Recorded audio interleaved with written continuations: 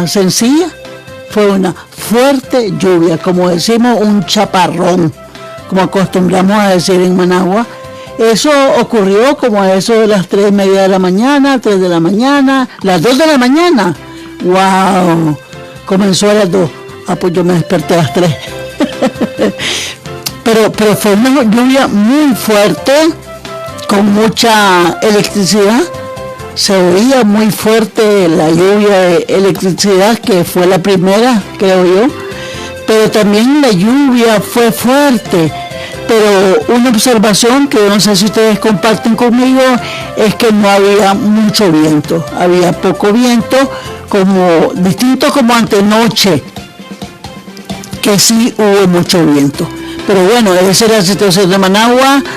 Hoy el sol amaneció como que no había pasado nada. Ya tenemos el sol en alto como siempre, caluroso, fuerte, como acostumbra en Managua a suceder con el sol todos los días. Eso es una característica muy fuerte de Managua. Llueve fuerte, y luego sale el sol como si nada. Muy fuerte el sol. Adiós, le dice la lluvia, andate de aquí. Eso pasaría. Eso es lo que yo me imagino en pláticas entre el sol y el agua.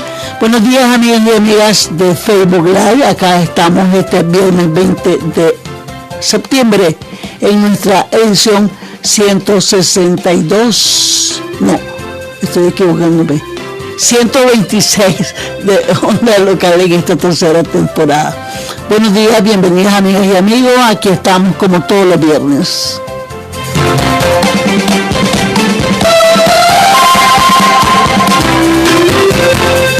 Yo les decía que vamos a dedicar nuestra edición completa a hablar de la memoria. La Universidad Centroamericana, la UCA, desarrolló un diplomado especial, particular, en su primera edición sobre la memoria. Este fue un esfuerzo importante, interesante. Participaron muchos periodistas, comunicadores, una buena parte integrantes de periodistas y comunicadores independientes de Nicaragua, PECIN, y ahí estuvieron alrededor casi de 4 meses, más o menos, y Carla Lara estuvo directamente involucrada en esta iniciativa. Les voy a leer la gente que estuvo en este esfuerzo. Abigail Angélica Hernández López, Carlos Marlon Morales Zapata, Christopher Mendoza Girón, de Onda Local, Donaldo Eliezer Hernández Reyes, de La Boa, Lilian del Carmen Río, esa muchachita que anda ahí en los territorios buscando las historias del equipo de la Onda Local. Muchachita le digo yo por cariño, porque pudiera ser mi hija, esa es la verdad. Elsa Ruth Espinosa Orozco, nada que ver con mi familia, hasta donde hemos investigado, pero es una excelente comunicadora también de PECIN. Fabiola del Carmen Tercero Castro, otra integrante de PECIN. Francisco Javier Mayor Ordóñez, de Chinandega. Saludos, Francisco.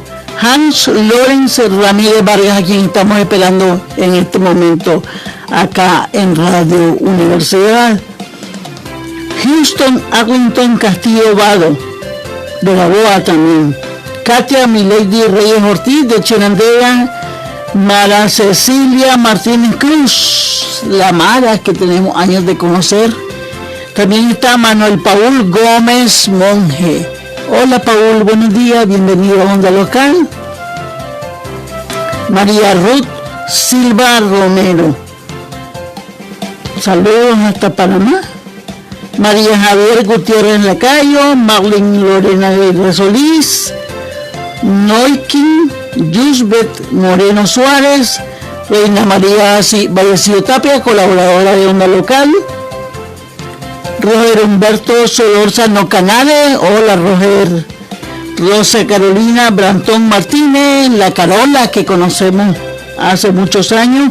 Silvia Ruth Torres de León, quien también va a compartir esta mañana con ustedes y con nosotros acá en cabina en Onda Local. Tania Janet López Rodríguez de León, Tania Giovanca Montenegro Rayo de quien está en Matagalpa, Tania originalmente de Estelí, y Tania María Ortega Ramírez de Humo. Estas fueron las personas, periodistas y comunicadores en su totalidad, estudiantes del diplomado sobre memoria que desarrolló la Facultad de Humanidades y Comunicación de la UCA en conjunto con el Instituto de Historia. Asistimos a finales de agosto a la presentación de una parte de los trabajos que las muchachas y los muchachos hicieron, que presentaron rápidamente porque les dieron alrededor de 15-20 minutos para que contaran la experiencia y presentaran sus trabajos también rápidamente.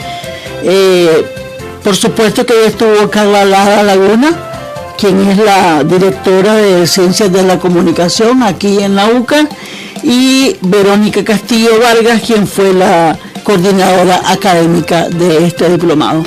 Este diplomado, como les decía, es la primera edición, es la primera experiencia, creo yo, en el país, en la UCA particularmente, y a eso se apuntó también la Universidad Centroamericana como el aporte que quieren darle a Nicaragua. La UCA hizo ese proyecto para la formación y comunicación de la memoria, titulado Comunicando la Memoria, Construimos Ciudadanía. Y vamos a preguntarle a Silvia y a Hans qué tiene que ver este tema de la memoria con la ciudadanía. Vamos a escuchar qué nos dicen. Y el propósito era aportar a la formación de comunicadoras y comunicadores y periodistas que trabajan y reflexionen sobre la historia reciente del país. Miren qué importante.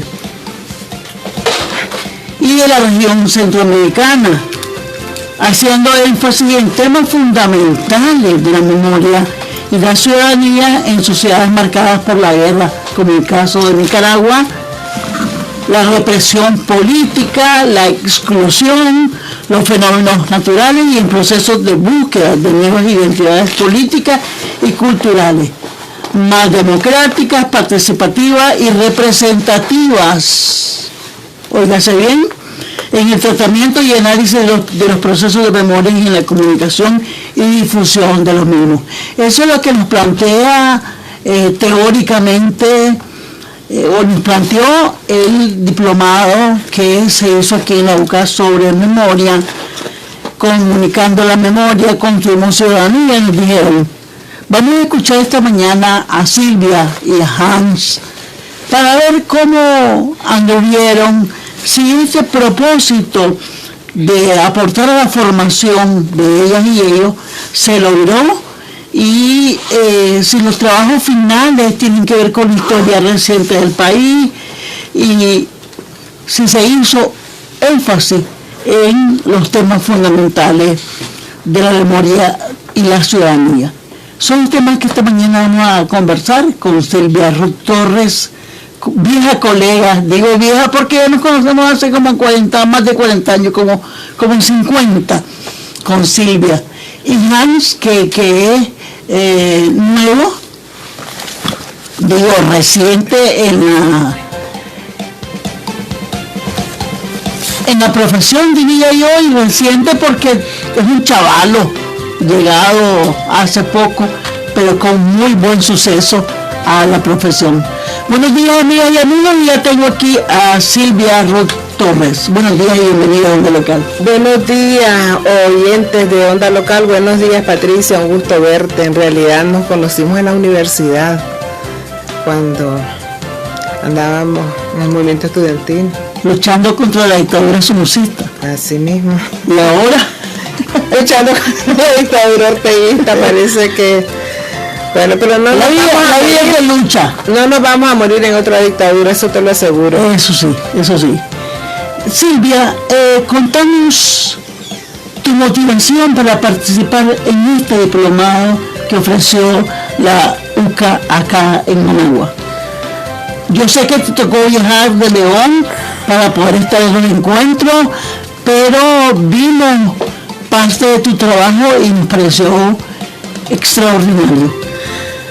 Pues yo quería tener herramientas teóricas para poder enmarcar mejor mi trabajo, para no caer en sesgos y vacíos, que igual que en el periodismo los tenemos, pero cuando, digamos, tener las herramientas teóricas puedes quizás aportar nuevas miradas, pues.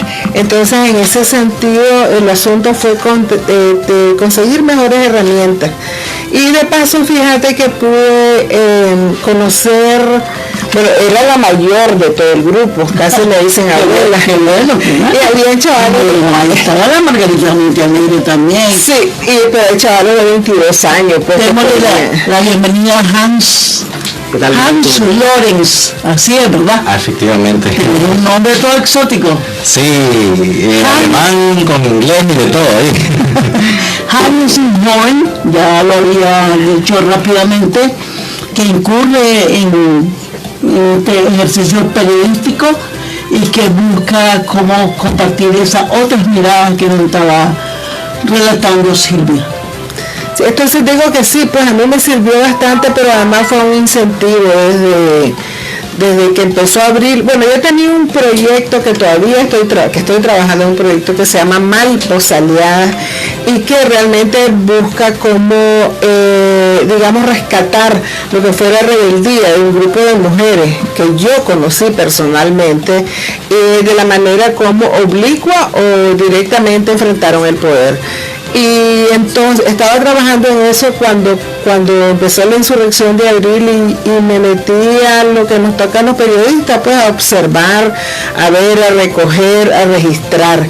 Y entonces el curso fue una oportunidad para darle salida a trabajos que tenía en la cabeza, pues, y que todavía tengo porque me faltan algunas otras crónicas. Pero pues digo, me dio instrumentos y me dio ánimo para poderla sacar. Según la UCA, iba a aportar metodologías y postulados teóricos con relación a la memoria. Contanos de eso, ¿qué te digo? Bueno, mira, es como fortalecer, pues yo soy antropóloga y ponerme al día y valoro grandemente lo que tenía, porque yo trabajaba más cuestiones étnicas y había trabajado historia oral, pero básicamente que el asunto de la memoria no es una cosa que queda, cuando digo cosa es una cuestión que está como este teléfono, digamos, firme, una cosa, un objeto, una piedra, sino que la memoria es un proceso que se da en lucha. La memoria que recoge cada quien está respondiendo a otro tipo de memoria. En este caso, la memoria que estaba recogiendo es la memoria que es una contramemoria, ¿verdad? Contra lo que quiere imponer el régimen. El régimen quiere imponer que eran delincuentes y la gente te dice, no, mi hijo trabajaba, tenía un equipo de fútbol, aquí nunca lo llamó la policía, estuvo incluso en la naval, no pueden ser delincuentes si ellos los investigaron. Es recoger, digamos, la contranarrativa de la gente. Se da en un proceso, ¿verdad? Se da situada y además de eso se está alimentando siempre. Es diferente de la historia. Yo no soy historiadora, pero sí, digamos, en el trabajo de la memoria vamos alimentando las diferentes versiones. Me recordaron las clases el hecho de que eso que son memorias en lucha, me recordó la clase también de la interseccionalidad, pues, o sea, ¿quiénes son los que se levantaron? No fueron estudiantes solo, hubo un enorme levantamiento popular. Entonces nosotros decimos, digamos, en el discurso dominante azul y blanco, decimos eran estudiantes, no eran delincuentes, pero la verdad es que eran trabajadores, eran bicicleteros, eran indígenas, eran obreros, etcétera. Entonces buscar cómo situar la memoria de una manera mucho más incluyente. Entonces son esos dos elementos más importantes. Y luego, cómo al escribir como periodista, cómo puedes no convertir en un entretenimiento. O sea, como periodista vos querés que te lean y querés llamar la atención. Entonces hay una gran tensión entre, digamos, el entretenimiento y la exposición, y entre recordar, digamos, y registrar una narrativa que tome en cuenta la dignidad de las personas, ¿verdad?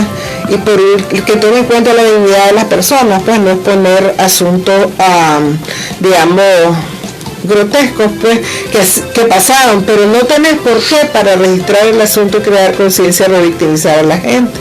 Se repiten muchas de las cosas que se dan en periodismo. En mi caso, porque yo no quiero hacer un libro teórico, yo quiero hacer algo que lea a la gente, como las crónicas que salieron, digamos, en Confidencial.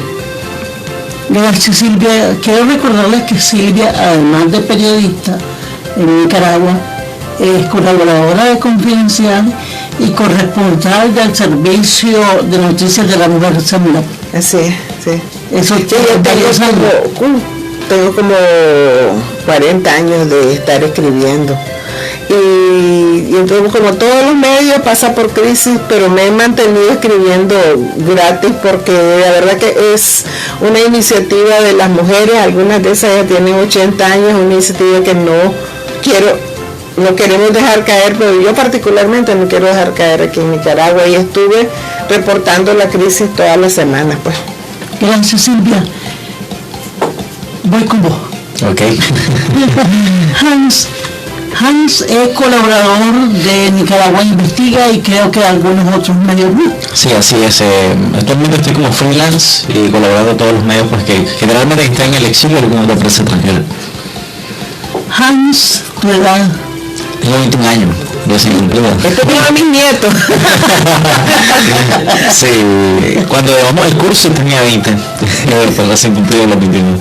Hans, le preguntaba a Silvia, y creo que es importante que compartirlo con vos también, la motivación para entrar a este curso que por primera vez ofrece la Universidad Centroamericana. Ustedes fueron como los promotores de una primera edición de este diplomado en memoria.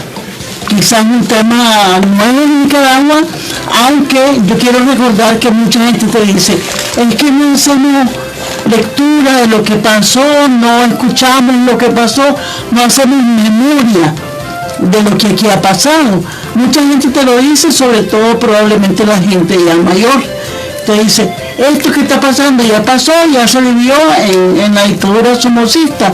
Lo que pasa es que no aprendemos de la memoria. Contanos tus motivaciones.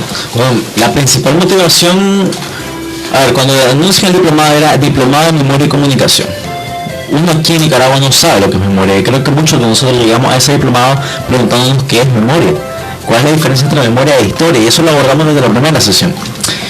La principal motivación fue que yo vi una oportunidad para reconstruir distintos escenarios, distintos hechos que han sucedido en la crisis sociopolítica. Sin embargo, una vez ya en el diplomado, vamos analizando y viendo los aspectos teóricos, los postulados de los distintos estudiosos y expertos en memoria, y vemos, pues, no solamente yo, que se puede construir memoria y que es necesario construirla a partir de cosas que vienen detrás, a partir de documentos de Zelaya, si es posible, de Chamorro y de Somoza, que son muy necesarias, porque la memoria te ofrece, la memoria es un proceso, como decía Silvia, y le da a la víctima una cuestión de verdad, de justicia, de reparación, tal vez no garantía de no repetición, pero la reparación para la víctima es necesaria. Para eso es muy necesario el tema de la memoria. Las Madres de Abril, por ejemplo, a mi parecer, son una organización bastante similar a las Madres de la Plaza de Mayo de Argentina, que de alguna manera se proponen construir memoria de sus hijos. Las Madres de Abril generalmente están pronunciando justicia sin impunidad, verdad, no repetición, sin olvido. Pero cuando hablamos de memoria en Nicaragua, no solo estamos recurriendo a la memoria de los hechos de abril de 2018 para acá, también podemos hablar de la memoria de la década de los 80, pregunto. Correcto, por ejemplo, una de las muchachas, bueno, dos muchachas, hicieron un trabajo sobre la Navidad Roja, por ejemplo. Una masacre en los 80 que hizo pues el Frente Sandinista allá en la costa Caribe. Y un hecho que es muy difícil reconstruirlo, principalmente por la zona en la que se dio. Es decir, la costa Caribe permanentemente militarizada, donde hay poco acceso, y donde también el lenguaje se vuelve otra barrera. Y distintos escenarios, por ejemplo, hay otros dos colegas, Donaldo Hernández y Houston Castillo, que hicieron una contramemoria sobre la contra en este país. Es decir, el discurso que tenemos sobre la contra es que igual eran delincuentes, que eran asesinos, pero la contra también tenía motivaciones para usarse en armas contra el Frente Sandinista en los 80. Entonces ellos reconstruyeron eso, pues, a partir de 4 testimonios de 4 ex contra de distintas zonas del país, me parece. Y eso pues, de alguna manera viene a contraponerse con un discurso oficial, que el que les comentaba, pues, que nos tiene acostumbrado el régimen. Contribuye entonces el trabajo sobre la memoria también a una reivindicación histórica. Contribuye a entender qué es lo que ha pasado, porque en realidad este discurso de este testimonio, porque fueron videos también sobre los contras, nos hicieron llorar a nosotros. Son hombres que son de mi edad o mayores, ¿verdad? Pueden ser que anden por los 70 años y lloraron al contar todo lo que les pasó, cómo les pasó, etcétera. Y nunca eran campesinos. Eran campesinos sí, que ahora están, digamos, otra vez como pequeños productores que se reinsertaron, pero que no habían tenido la oportunidad de explicar las razones por las cuales se fueron y qué les pasó cuando se fueron y todas las injusticias que pasaron. Pasaron cosas interesantes porque, digamos, la identidad contra, ¿verdad? Para nosotros en un momento fue como la identidad azul y blanco, pues yo que estuve dentro del frente, pero la identidad contra para estos señores es un orgullo, porque para ellos fue un orgullo defender su territorio, defender su familia y defender todo lo demás. Entonces creo yo que si cuando sacamos los pedazos de cómo cada quien vivió diferentes digamos sucesos, podemos decir, bueno, yo lo hice por esta cosa, yo lo hice por esta, digamos, razón, yo lo hice por esta otra razón, y así creo que realmente contribuye a que nos vayamos dando una idea de nación. Dicen que si no compartimos y discutimos y conocemos un pasado común, no vamos a poder construir un futuro común sobre la base de ese montón de prejuicios que hay, como la base de los prejuicios que hay contra la gente que estuvimos en el frente, que nos metimos de chavalas al frente, pues hay un montón de prejuicios, y entonces nosotras no estamos con las manos, no me estoy justificando, pero no estamos con las manos manchadas de sangre ni de dinero robado. Nosotras apostamos políticamente a ese proyecto de justicia social.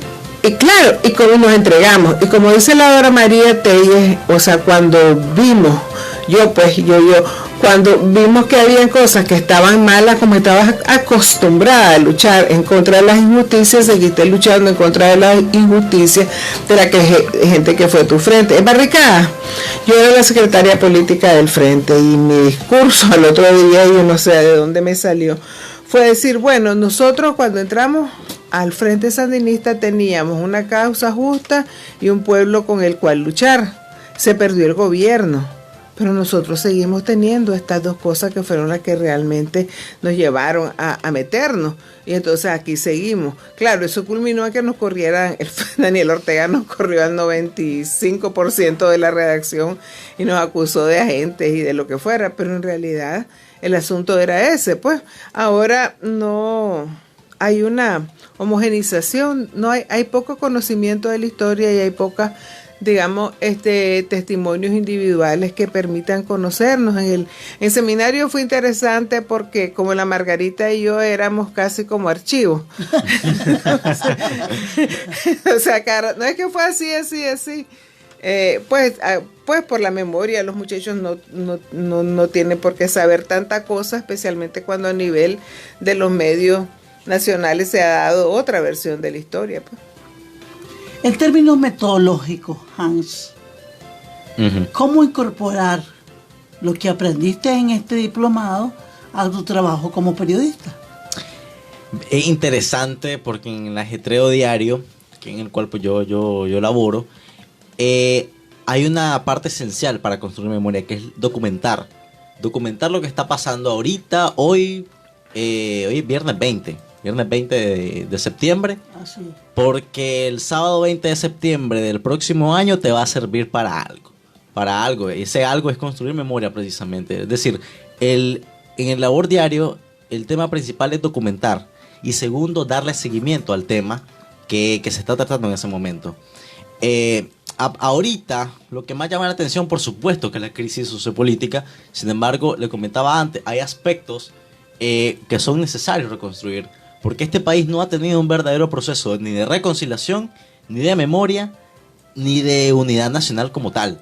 Aquí hay 4 gobiernos que lo han propuesto, pero ninguno lo ha conseguido realmente. Y hay quienes lo proponen actualmente, pero te recetan plomo por otro lado. Entonces no. Es decir, hay una lucha constante de la memoria, que precisamente otro de los postulados, que la memoria se encuentra en conflicto. Y es otra cosa que uno se lo encuentra en la calle. Por ejemplo, tenemos por un lado el discurso oficial del golpe de Estado y por el otro lado el discurso, podemos llamarlo subterráneo tal vez, de la rebelión cívica. Que los ciudadanos te dicen, el policía me está matando, pero los oficiales te dicen, no, estos se me alzaron en armas también y yo me estoy defendiendo. Entonces tenés dos discursos. Uno como periodista te está, no voy a decir en el centro, voy a decir al lado, y está viendo lo que pasa, y a partir de eso que pasa, uno escribe, construye y documenta. Eso es lo principal que se encuentra uno en el ajetreo diario en cuanto a memoria. Documenta o rebusca. Hay un trabajo que creo que a todos nos hizo llorar, y es el trabajo de la Abigail El exiliado Hernández, ¿verdad? Sí, Hernández. Es una chavala, muchacha joven que se exiló, la exilaron a los 5 años.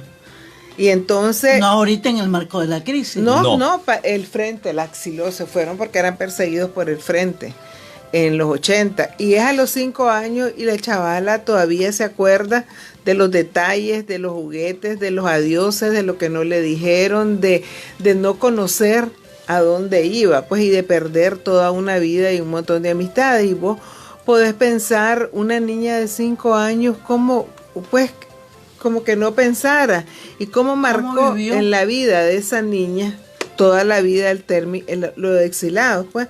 Entonces ella decía también, no son los exilados de ahora, fuimos nosotros, y eso fueron miles y miles que se fueron y volvieron, pero que tienen toda una vida, a los que todavía no se les ha pedido, no se les ha ofrecido disculpas, ¿verdad?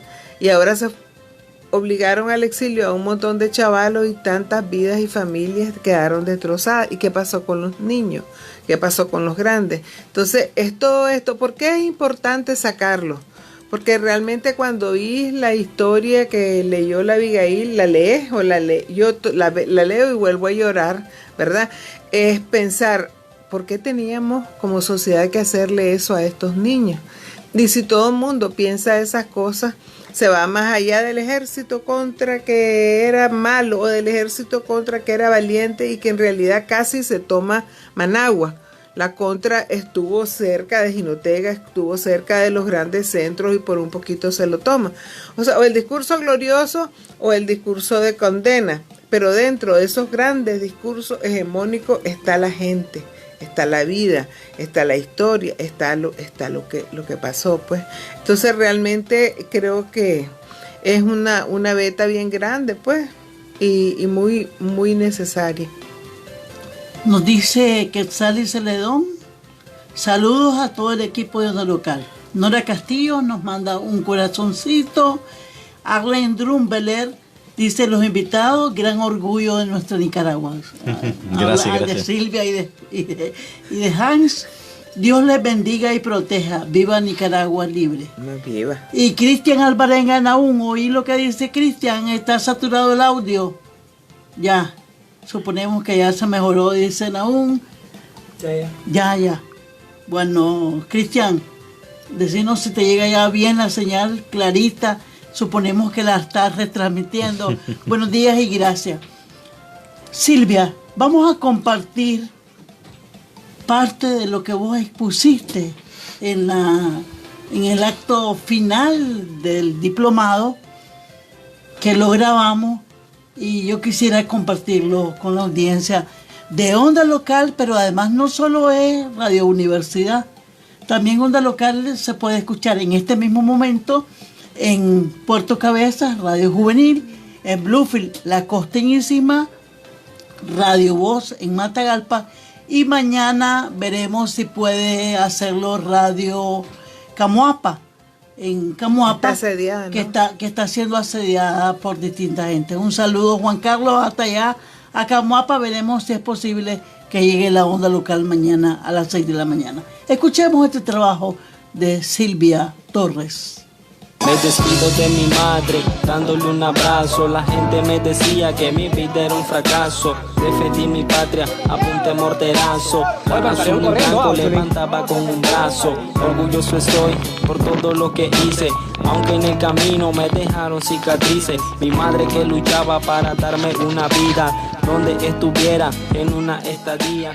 Estas crónicas del alacrán resisten una narrativa del poder que insiste en que quienes se levantaron eran delincuentes, y también la de los atrincherados que reclaman eran estudiantes, no eran delincuentes. Los asesinados en esta barricada eran jóvenes indígenas, estudiantes y trabajadores.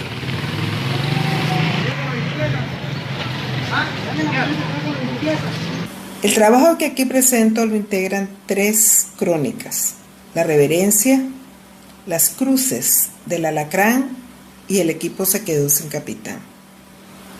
En La Reverencia cuento cómo, a través de rituales de origen precolonial con los que se marca la identidad indígena de la gente de Sutiaba, se rinde homenaje a Junior Alexander Núñez y a Alex Enrique Machado. Allí se honra a la imagen de San Jerónimo con danza, embriaguez y ruido de tambores, de la misma forma en que los ancestros se comunicaban con sus divinidades. El momento cumbre de la procesión carnaval es la reverencia al santo. El 28 de septiembre del año 2018, un grupo de chavalos hizo esta misma reverencia en el lugar donde fue la barricada del Alacrán, en la parte sur del pueblo indígena. Allí mismo, frente a las cruces sembradas donde quedó la sangre de Junior y Alex, allí, en su memorial. Lo cual nos lleva a la segunda crónica, Las Cruces del Alacrán, donde se registra, a través de los cambios sufridos por estos símbolos durante un año, la lucha de los dolientes por su derecho a recordar. Se aborda el impulso exterminador del Estado que primero asesinó y después negó a los asesinados. Una parte de esta crónica dice: las aceras estaban vacías, ni perros callejeros deambulaban, pero de repente en una esquina aparecieron 2 cruces, una frente a la otra, calle de por medio. Tan frágiles y tan ligeras, hubiera dicho el padre Azarías Palé. Daban ganas de ponerse a llorar. 2 ramas negras, finas y secas, atadas con una tira de plástico, y en la base una piedra para que el viento no la derribara. La tercera crónica, El equipo se quedó sin capitán, muestra pinceladas de la vida de la comunidad del Alacrán, en donde uno de los asesinados, Junior Alexander Núñez, de 22 años, era el capitán del equipo de fútbol. Volver a jugar fue una de las decisiones más difíciles para los miembros del equipo. Antes de hacerlo, acudieron varias veces a la tumba de su capitán a pasar el día. Fueron en grupo, hablaron de todo, se dieron bromas y allí resolvieron volver a jugar. Ese día, algunos por primera vez hasta tomaron alcohol. Cada juego es ahora un homenaje a Junior, aunque para el equipo nunca va a ser lo mismo sin su capitán. Poco a poco, los chavalos del Alacrán están acomodándose el duelo. Unos volvieron a la universidad, otros tuvieron miedo de hacerlo, otros viven en diferentes localidades, algunos ya encontraron trabajos, pero ahí van. El joven que es antimotín no ha sido agredido por ninguno de ellos, le hablan, pero él en sus días de pase bebe licor desde que llega hasta que regresa a su unidad. Y esta canción va dedicada para todos los jóvenes que han caído en manos de la Policía Nacional, quien es enviada por un dictador asesino. Un 5 de julio del 2018 a las 7 de la mañana, Junior Alexander Rojas y Alex Machado fueron asesinados, y desde el Alacrán Sutiaba los recordaremos como héroes.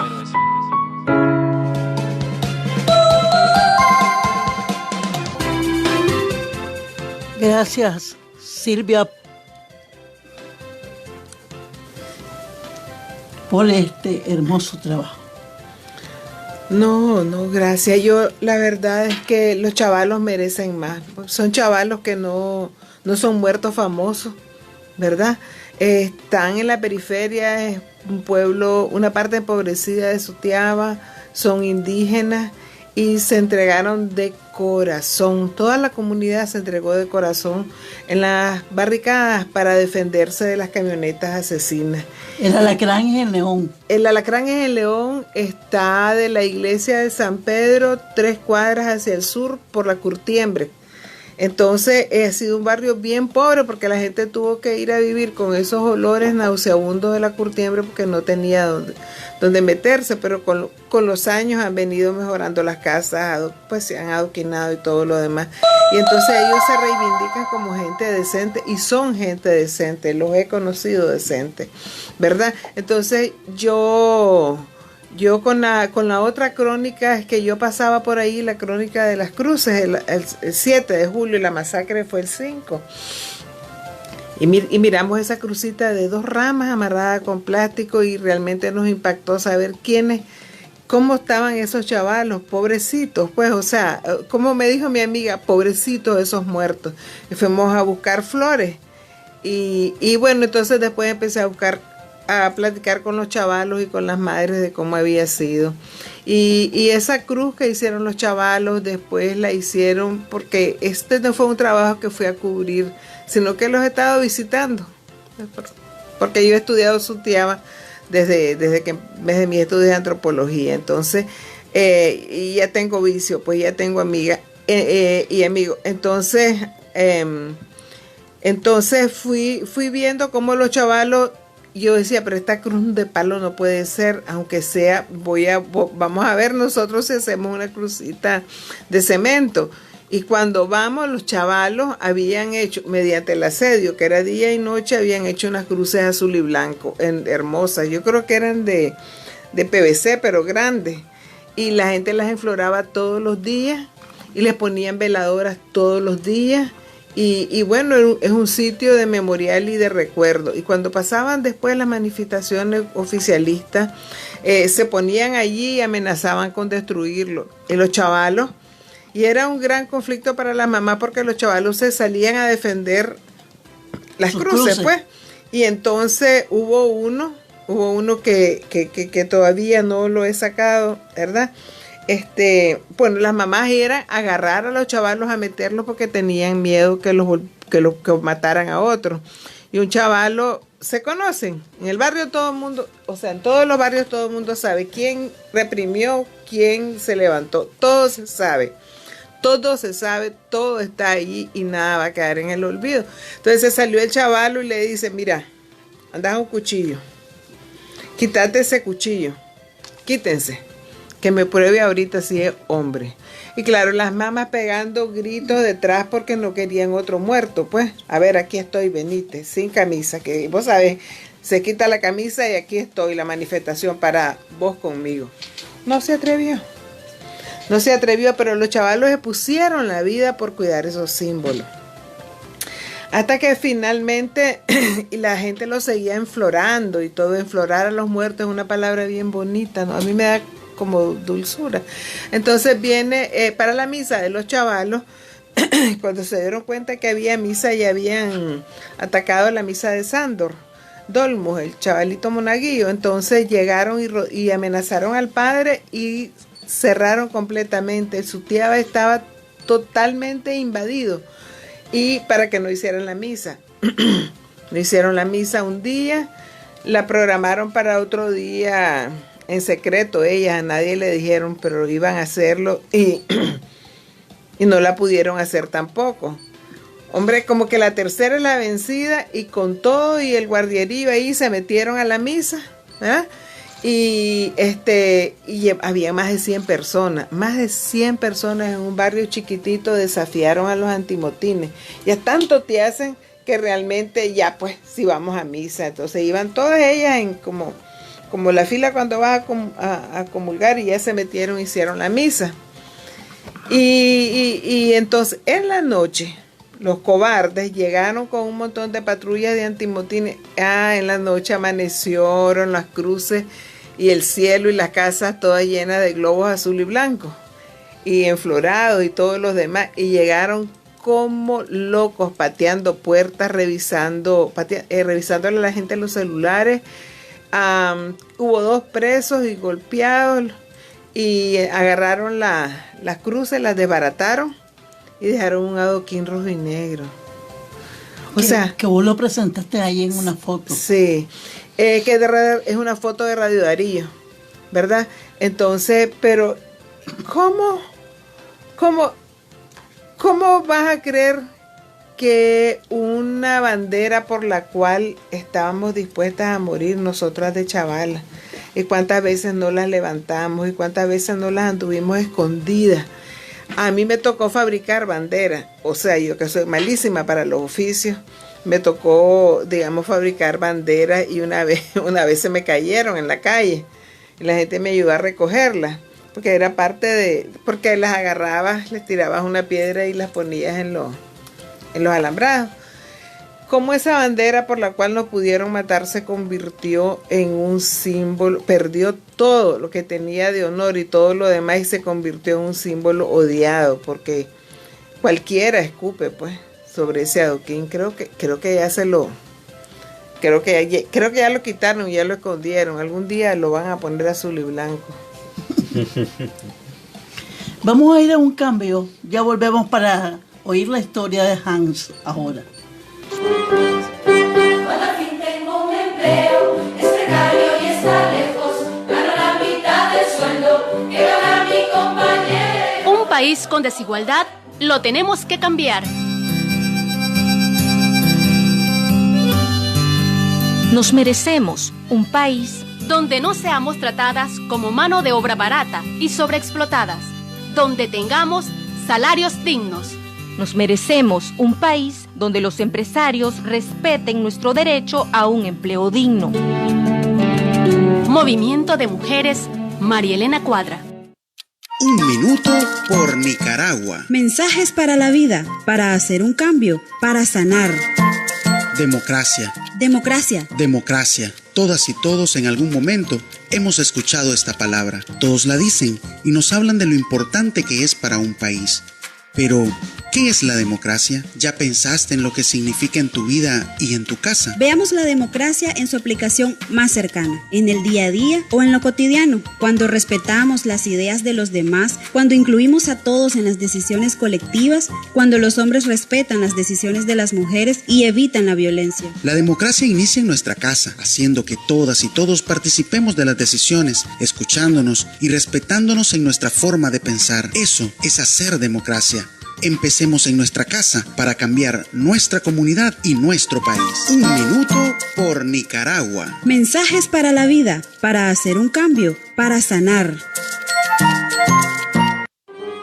Cuando al fin tengo un empleo, es precario y está lejos, gano la mitad del sueldo que gana mi compañero. Un país con desigualdad lo tenemos que cambiar. Nos merecemos un país donde no seamos tratadas como mano de obra barata y sobreexplotadas, donde tengamos salarios dignos. Nos merecemos un país donde los empresarios respeten nuestro derecho a un empleo digno. Movimiento de Mujeres, María Elena Cuadra. Un ciudadano informado es un ciudadano empoderado. El Observatorio de la Democracia en Nicaragua es un espacio donde puedes informarte, comunicar y aprender sobre los diferentes aspectos de la democracia. ¿Sabes cuál es la principal debilidad de Nicaragua en materia electoral? Medí el pulso democrático del país, donde podrás conocer más sobre la integridad de las elecciones, el respeto por las libertades civiles, el Estado de Derecho y el apoyo ciudadano a la democracia. Te invitamos a hacer uso de nuestras herramientas visuales para comparar estadísticas de Nicaragua y el resto de América Latina. También no te pierdas en nuestras secciones especiales sobre la libertad de prensa y sismología social. Para más información, descarga nuestra serie de publicaciones en democracia.funides.com y síguenos en nuestras redes sociales.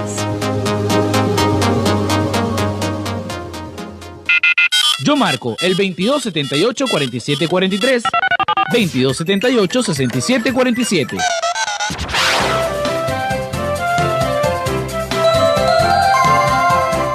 Seguimos esta mañana platicando con Silvia Ruth y con Hans Lorenz acerca de la memoria. A propósito que tanto Silvia como Hans estuvieron en un diplomado aquí en la UCA sobre la memoria que desarrolló la Facultad de Humanidades de esta universidad.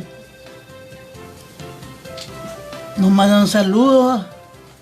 Saludos a todas y todos, dice. Del Canal 10. Saludos a Lentes Nica, que estamos en Costa Rica. ahí está esta muchacha que vos mencionabas. La Abigail. La Abigail. Aprovechen la farándula, le mandan a decir. Saludos a Canal 10, dicen. Bueno, ahí está Chayul. Que estuvo con ustedes. Sí.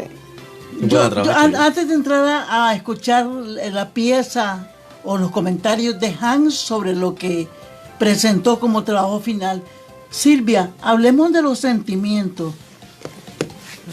De tus sentimientos cuando realizaste estos trabajos, de recuperar la memoria de lo que allí pasó, de este grupo de jóvenes que se quedaron sin capitán, pero que siguieron adelante. Bueno, primero lloramos juntos. O sea, bueno, yo soy llorona, pero los chavalos llorando es una cosa que realmente, pues, va contra todas las ideas de masculinidad y como que del fuerte, del pleitito, del no llorón. Exactamente. Entonces, pues lloramos juntos, pero al final de todo, yo veo que la gente que está alrededor de la justicia, por lo menos ahí en Sutiaba, que es lo que yo conozco, ¿verdad? Y me imagino que sí puede ser en todo el país, a pesar de todo el dolor, está consciente de que pues fue por una causa justa, es horrible, no debieron morir, nadie debió morir, pero esas madres no se han dejado comprar. Casualmente la mamá de Alex llegaron, fíjate que estaban en la misa, que por fin se hizo, y llegaron 15 funcionarios del frente y se le metieron a la casa. Como es una venta, llegaron pum, pum, pum, ni buenos días, preguntaron y se sentaron y empezaron a ofrecerle a la señora prebendas, pues, para que se callara, y ella dijo: la sangre de mi hijo no se vende. Y es una señora muy pobre, y es una señora cuya mamá es la presidenta del Consejo de Ancianos de Sutiaba, que es favorable al orteguismo, y tiene un hijo que cayó en el servicio militar, y el muchacho pues estuvo en la naval. La gente siente que está por la justicia, y entonces eso en cierto sentido te reconforta. Tiene un chavalito chiquito, y eso tengo que escribir. De los 6 de León que yo he seguido, 3 vienen de familias sandinistas. O sea, hay uno de los chavalos que era de los grupos de la departamental, y entonces, pero hubo un día que dijo: yo no puedo seguir con esto porque yo no voy a matar a mis hermanos. Hubo un proceso de reflexión de los chavalos. O sea, hubo digamos un sentimiento ético de los chavalos, ¿verdad? Que dijo: no, yo esto no lo voy a hacer, yo a matar no me voy a meter. Y son 3 chavalos. Wilber Jarquín Choreja, que todavía es uno que todavía estoy escribiendo, era rapero, y su familia súper sandinista, y él era bicicletero, no era estudiante. Y él además dijo que no era delincuente. Claro, pero tampoco era estudiante, era un chavalo trabajador, bicicletero de ahí de la terminal, pero se metió puño con puño así con los chavalos, y entonces él lo que hacía, él le dijo, yo no voy me contaron, pues, o sea, yo no voy a tirar morteros ni nada de eso, pero en la moto, como era bien aventado, se metía a dejarles comida a los muchachos por todos lados. Dice la Maya, celebró, pues, homenajeándolo el día de su muerte, que esa era su función, y lo acribillaron, como, fíjate que a mí me o lo decían. Digo, yo le decía, pero mire, es una gran, dice mucho de esta persona éticamente, que dijo, no, esta orden no la voy a seguir, que es lo que deberían seguir un montón de policías, y estos eran chavalos bien jóvenes. ¿Ves? A propósito, Hans, vos escribiste sobre jóvenes también. Sí, así es. Bueno, mi trabajo se llama Asalto a la Catedral, Memoria de un secuestro colectivo en el corazón de Managua. Esto es un hecho que ocurrió a inicios de toda esta rebelión. De abril del 2018. Correcto, y ocurre el 20 de abril exactamente. Iniciando todo, habían 3 muertos apenas, recuerdo. Y ya había sido agredido nuestro colega Julio López. Él fue agredido el 18, ¿no? 18. Sí. Julio estaba en el hospital en ese momento. El detalle es que pues ese 20 de abril ocurre que ya inician las tomas de las universidades. Estaba tomada la UNI, la Agraria también, y la UNAM, que todavía no se sabía qué hacía. Pero ya había enfrentamientos y manifestaciones acá en esta calle enfrente de la UCA, en la avenida Universitaria, allá en la carretera norte por la Agraria. Ya León, Masaya, Jinotepe, Estelí estaban insurreccionados. Ya era una rebelión, pues, como tal. Y la represión, pues, no se hizo esperar. Ahí estaban los oficiales junto a los terceros amados. En ese momento, pues, les llamábamos turbas todavía. No conocíamos todavía el término de paramilitares. Sin embargo, el 20 de abril, la Catedral de Managua se anuncia como un centro de acopio para las universidades tomadas y para los manifestantes, pues. Es decir, la catedral era un centro donde se reunían víveres, comidas, medicina, etc. Y varios jóvenes universitarios, en realidad población en general, iban a dejarlos. Yo llegué a la catedral a las 10 de la mañana y me sorprendió ver la cantidad de gente que ya había llegado, que ya había dado su donación y que seguía llegando. Es decir, era algo increíble ver ese montón de gente. Yo no soy muy religioso y casi nunca asistí a la Catedral de Managua. Sin embargo, jamás la había visto tan llena incluso. Había gente afuera, había gente adentro, entrando por el portón que da al costado sur, que da al Metrocentro, el otro que da a la DGI, el otro que por los 4 costados. Y todo el mundo dejando su donativo en el atrio de la Catedral de Managua, justo afuera, prácticamente. Hay un momento... Ese donativo es un símbolo político también. Sí, porque a fin de cuentas es para un fin político, diría yo. El fin político es la manifestación. Sin embargo, debido a la represión, la gente busca cómo resguardar su vida y cómo, pues, de alguna manera rehidratarse con agua, curarse las heridas que puedan sufrir, etc. Y el que no puede ir a manifestar, o que al menos siente el miedo, dice: voy a apoyar, esta es mi manera de apoyar. Dando una bolsa de agua, dando tantos de jeringas, dando esto, dando lo otro. Hay un momento de esa mañana, más o menos como a las 11, en que turbas de la Juventud Sandinista tratan de entrar a la Catedral de Managua por el costado sur, por Metrocentro. Entonces las monjas abren la catedral y varios jóvenes comienzan a meter. Se armó un despelote. Hay otra cosa muy interesante. Casi nadie se conocía ahí. Eran jóvenes de distintos lugares de Managua, de distintos lugares del país, incluso estudiantes en su mayoría, y otros ciudadanos, pues, que se sumaban a esto. Había gente de todas las edades realmente, pero en su mayoría jóvenes. Es decir, si yo tenía al lado aquí una señora, si yo tenía al lado aquí a Silvia, que no la conocí en ese momento, a mí no me importaba. Yo solamente le agarraba el donativo y lo lanzaba, buscaba cómo resguardarlo del saqueo que pretendían hacer los miembros de la Juventud Sandinista. Al fin de cuentas, pues no entraron, se replegaron. Me imagino yo que alguien pues, les dijo que están invadiendo propiedad privada. Y se abrió la catedral. A partir de ese momento la catedral comienza las autoridades de la catedral comienzan a resguardar a algunos jóvenes que ya pues sentían el asedio. El día pasó, la represión aumentó. Y ese día recuerdo que cayó el primer arbolata, el primer chayopalo. Fue un blanco, me acuerdo. Hay una imagen histórica que grabó el diario de la prensa, que cae el árbol y fue... Es decir, eso tiene un gran significado en cuanto a territorio, un significado político incluso. Muchos lo compararon con el derrocamiento de la estatua de Somoza, y entre otros aspectos, pues. Es decir, pero ese acto, cuando cayó ese árbol, como que enfureció más a las fuerzas policiales. Y la represión aumentó. Los chavalos tuvieron que desalojar la uni, ya tipo 4 o 5 de la tarde, y la policía pues no le importó y comenzó a acribillar, a disparar a sangre fría. Ya no era al aire, era de frente, e incluso hacia la parte de adentro de la Catedral de Managua.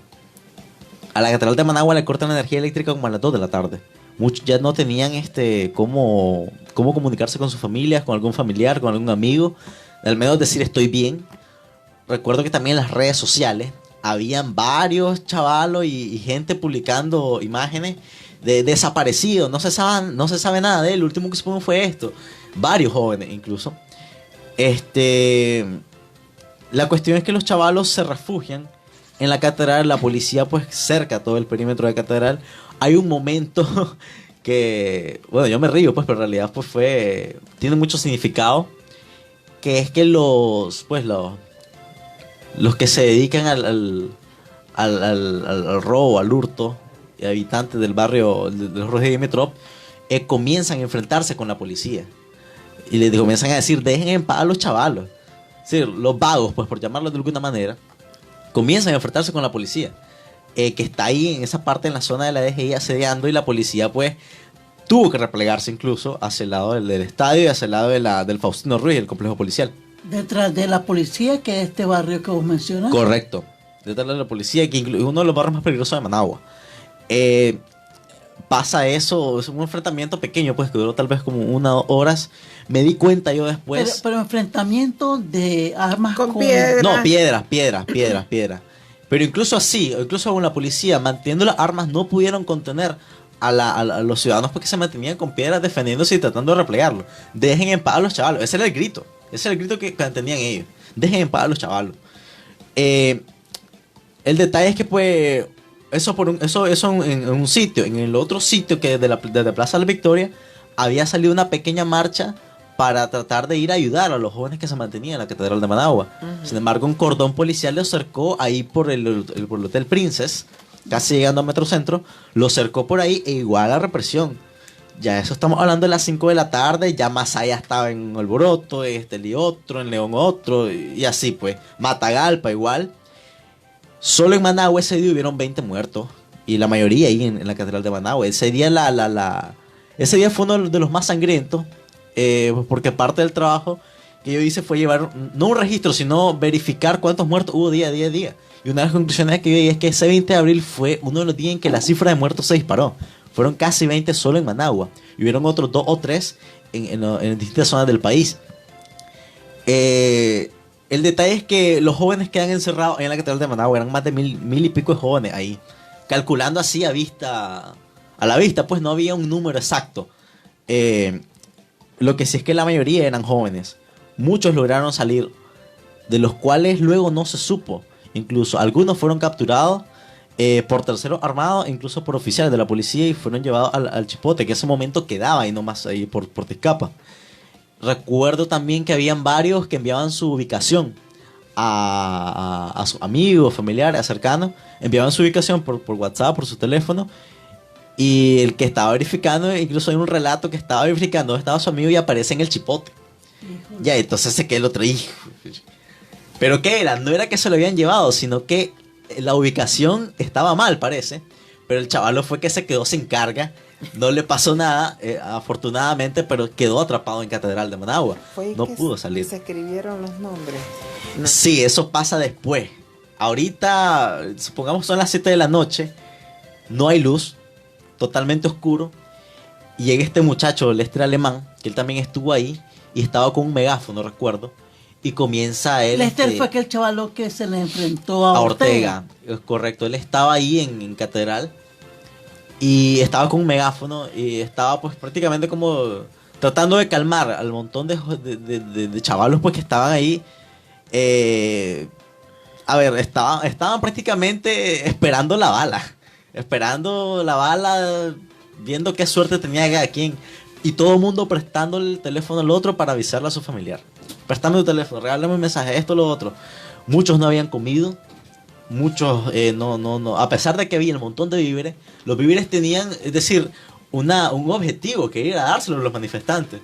Pero los manifestantes, pues, muchos fueron replegados, otros capturados y otros que buscaron refugio hacia la parte dentro de la catedral. Hansa, había chavala.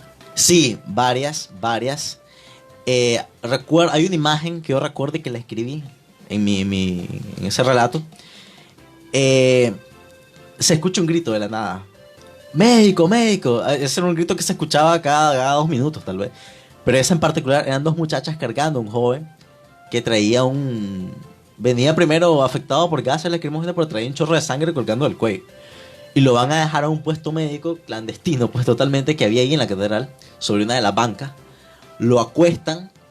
El médico, uno de los muchachos pues que se prestó para atender heridos, lo está asistiendo y las muchachas solo se limpian la sangre.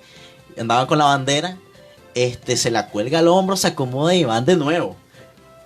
En ese momento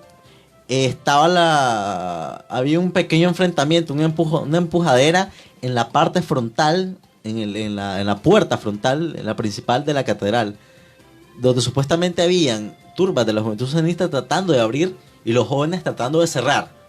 Incluso pusieron las bancas que son pesadas para que no entraran. Porque, es decir, una vez adentro ya lo que quedaba era que morir, tal vez. Entonces muchos de los jóvenes trataron de cerrar e incluso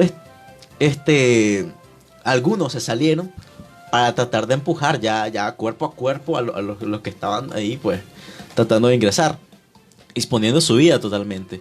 Muchos se fueron a refugiar a la parte del Santísimo, algunos rezando, algunas muchachas igual, es decir, había una cuestión que uno no diferenciaba si era hombre o mujer.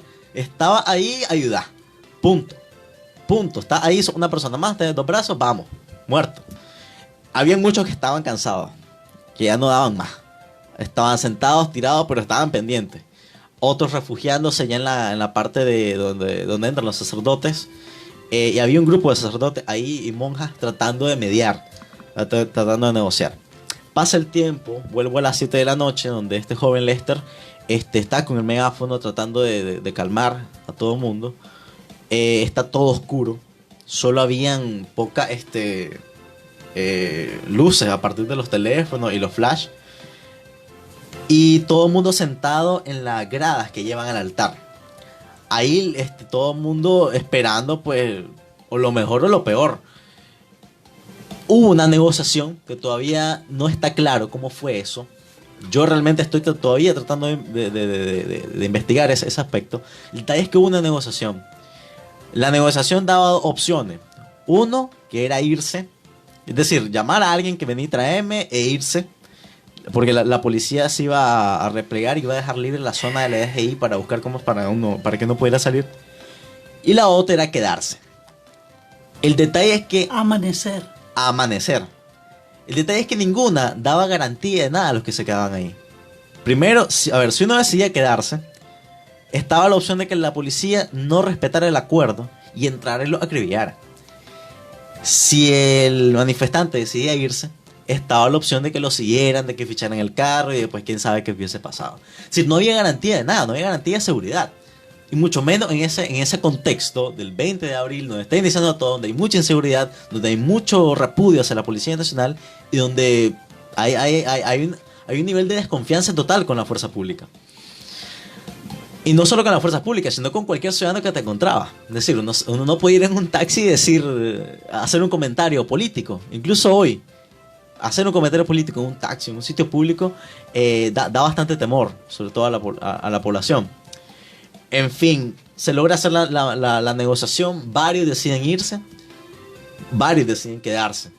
Ahí cuando deciden quedarse es cuando comienzan a ponerse los nombres, números de teléfono e incluso a numerarse los brazos o distintas partes del cuerpo. Hicieron una fila y entonces estaban Eso dos era jóvenes. para identificarse. Si los mataban, que supieran quiénes eran. Correcto. Primero queríamos saber cuántos habían ahí. Se llegó un conteo, los que se quedaron eran casi 100 y pico. ¡Wow! Los que se quedaron, los que se fueron eran otro montón. Pero 100 y pico son bastantes. Sí, son bastantes. Igual, hombres, mujeres y de distintas edades, en su mayoría jóvenes, sí. Su mayoría jóvenes, chavalos entre los 18 y 24, 25 años de edad. Sobre todo en los brazos era donde se ponían los números de teléfono, tanto ellos o sus padres, o incluso un número, es decir, del 1, 2, 3, 4, 5, 6, hasta el 100 y pico que llegó. Algunos decidieron no poner sus nombres por una cuestión de seguridad. Muchos decían, no, aquí pueden haber infiltrado. Parte de la paranoia de ese momento, entonces solo optaron por ponerse el número. Ni siquiera el número de teléfono, solo por ponerse el número. Todo eso vos lo narrás en tu trabajo final de este diplomado. Efectivamente, la manera en que yo lo narro en primera persona, yo también estuve ahí, y también retomo partes de otros manifestantes que están ahí a partir de entrevistas, a partir de investigación, etc. Sin embargo, yo en el trabajo final entregué 2 capítulos. El primero, donde doy una reseña de ese momento en donde están todos en la parte de las gradas que dan al altar. Y otro, que es un génesis, es decir, cómo inició todo, cómo llegamos ahí, por qué llegamos ahí, por qué estamos ahí. Esos 2 capítulos entregué yo. Sin embargo, eso pues está propuesto a terminarse. Yo aún estoy escribiendo eso. Hay otro capítulo en donde tengo que narrarlo, tengo que decirlo, la parte en donde caen los muertos. Hay un momento que pasa como a las 4 o 5 de la tarde, cuando la uni, los chavales deciden dejarla porque comienza a incendiarse, ya la policía había entrado, entonces los chavales deciden dejar la uni, salen por la parte de atrás y entran por el costado oeste de la catedral. En ese momento está toda la policía con un gran cordón disparando hacia adentro. Ahí todo el mundo va corriendo y van recibiendo varios disparos en las piernas, en la espalda, y van cayendo. O sea, uno va corriendo y solo mira que el de lado cae. Ni siquiera cómo regresarte a ayudarle. Es mentira, el que se regresa puede ser el siguiente. Entonces, esa parte, hay un capítulo de ese que a mí me cuesta todavía escribirlo. Me costó todavía escribir esos 2 que entregué. Es muy difícil. Hablabas con Silvia, el tema de los sentimientos es horrible. Es horrible. Es algo todavía que no ha sanado. Van a pasar años y no va a haber sanado. Sobre todo con gente que perdió a un familiar o que perdió a un cercano, o gente que vio morir a alguien que no era cercano pero murió de una manera trágica, sangrienta totalmente. ¿Qué sigue, Silvia? Yo creo que tenemos la obligación de nosotros como emprendedores de la memoria, entendimos ese concepto en las clases, es registrar de una manera que no sea sesgada, registrar tratando que estén todas las voces, registrar. No se trata de ser objetivo, eso no existe, se trata, como dice Lamanpour, de ser justo, pero tenemos la obligación de seguir registrando porque la memoria es muy frágil y muy fácilmente la cambian, como cambiaron, por ejemplo, en unos como museos que hay cerca del Estadio Nacional, y ponen a Daniel Ortega en todos los frentes de guerra cuando pasó en un hotel de Costa Rica. ¿verdad? Y borraron a la gente que realmente estuvo en los frentes de guerra. Entonces, es una obligación de registrar. La obligación de nosotros creo que es la memoria. Y si tenemos el don, la vocación o el vicio de escribir o de filmar, entonces creo que tenemos que hacerlo y que es un aporte muy, muy importante. Uno de los trabajos que presentaron los muchachos fue un testimonio sobre el 23 de julio. Cuando se habla del 23 de julio, no se piensa que la gente chinandegana estuvo allí. Y hay 4 personas de esos líderes y héroes, digamos, del 23 de julio de 1956, creo yo que era. No estoy muy clara con 59, la fecha. 59. Entonces, eso eran chinandeganos. Entonces los muchachos fueron a hablar con ellos para recoger el testimonio y hicieron una reconstrucción muy, muy, muy bonita de lo que pasó. Pero asustate, fíjate cómo está la represión de fuerte, que hubo una persona que se negó a salir en cámara y a que dijeran su nombre porque pensó que podrían a estas alturas reprimirlo por algo que fue una acción contra Somoza. O sea, es como para darte una idea de cómo está la situación del país. Entonces allí mismo viste, porque la gran historia lo que hace es construirse a partir de grandes héroes. Y entonces ahora resulta que fue, digamos, una sola persona, pongamos a, no sé, Cero. Eden Pastora. Eden Pastora, ¿verdad? El que hizo todo, la toma del asalto y todo lo demás. Y entonces la historia queda reducida a que hubo un héroe allí. O la Dora María, pues, ¿verdad?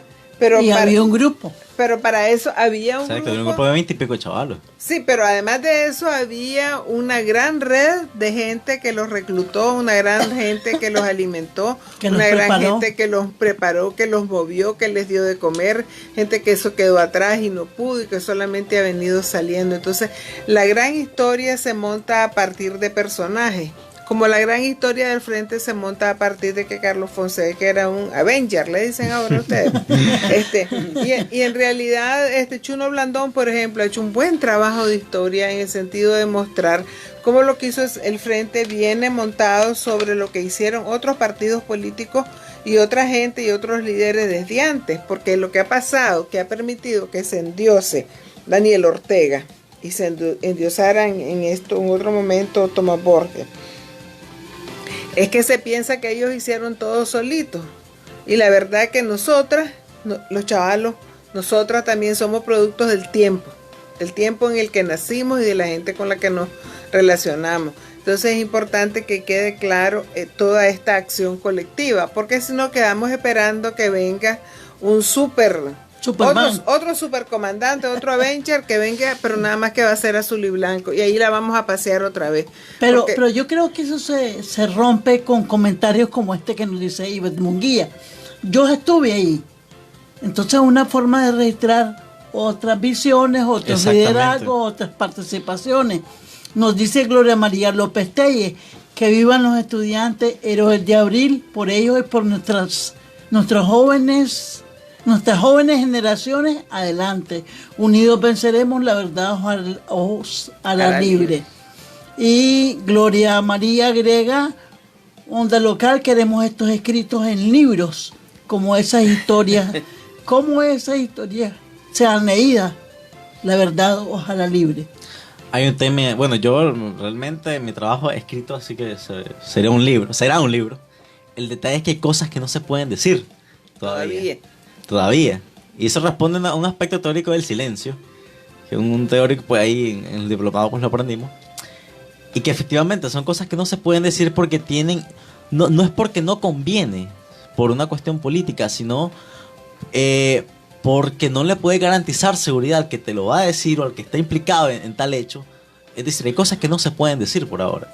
Entonces, el tema de la memoria es una cuestión a largo plazo también. No, es difícil construirla a partir de lo que pasó ayer. No, tiene que pasar mucho tiempo por una cuestión de sanación de la víctima. Y todavía incluso hay gente que le cuesta hablar de sus muertos en los 80, de sus muertos antes, durante Somoza, que es necesario hablar de eso, porque este país necesita reconciliación y necesita sanar verdaderamente. Pero también hay en la memoria historias que no necesariamente mantienen todavía el duelo.